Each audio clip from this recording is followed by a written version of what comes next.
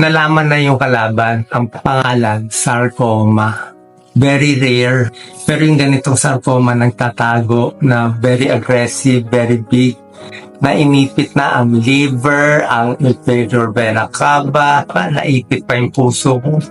Kaya siya rare because galing sa nerve. Tsaka wala kaming diet. Tsaka hindi lang yun, nagtago sa bahay. Diba, hindi ko sabihin sa bahay. So, nagtago siya. Malaki. So, pag doon anytime will die, dito siguro we'll see. Pero ako kahit ano naman mabuhay, hindi mabuhay, okay na sa akin. At least, sabi ko sa inyo, hindi ako nasistumali. Saan ko nakuha to? Think ko stress.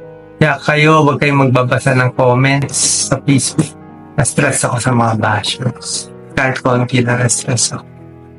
Na-stress ako kasi hindi tunay lahat ng sinasabi. Dahil sobra akong kayong mahal. Sobrang mahal akong Pilipino.